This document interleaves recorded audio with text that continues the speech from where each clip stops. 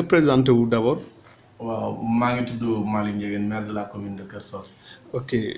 comme situation bu am Kaolack fii ci comment dirais-je commune bu Kër Socé fan la ñu toll ci li nga xamante ni moom mooy xeex lii di Covid 19. waaw jërëjëf li nga xam ne moom la ñuy wax rek ci étape bu njëkk mooy que vraiment sant yàlla beneen yoon rek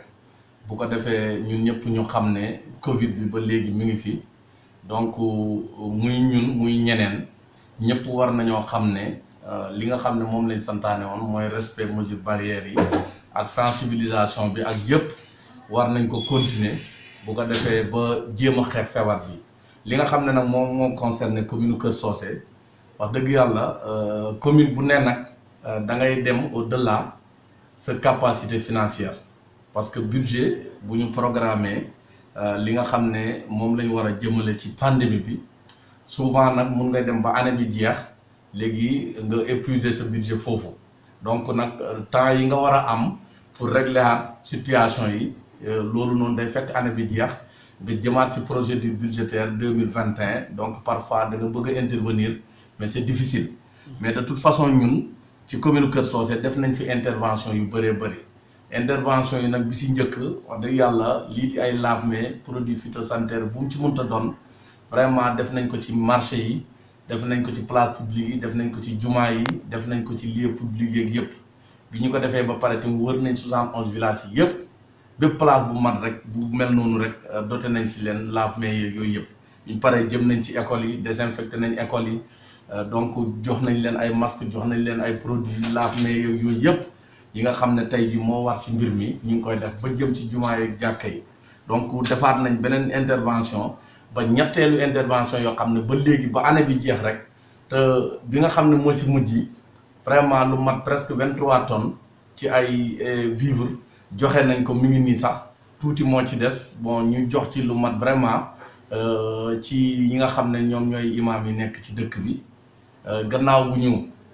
dimbalee secteurs yi nga xam ne ñooy handicapé yi dimbale secteurs yi nga xam ne mooy dawalkati jakarta yi dimbale yi nga xam ne mooy chef de village ak conseil parce que pandémie bi kat presque ñëpp la touché donc cela ne veut pas dire que dama doon liggéey wala leneen rek pandémie bi donc man mën naa sama côté donc ñun dañu def intervention de manière générale ñu dimbale tous les secteurs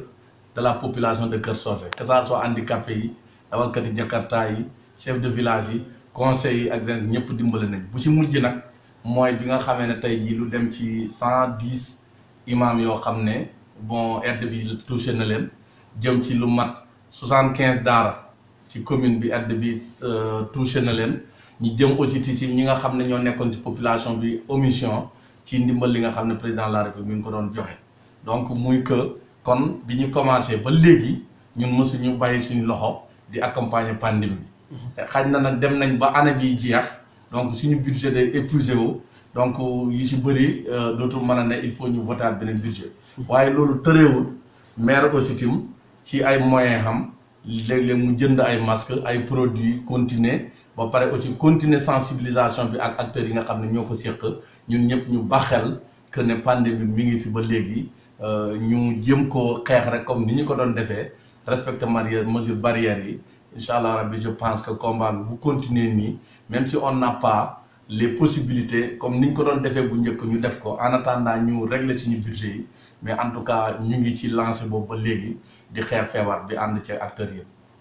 jërëjëf monsieur le maire.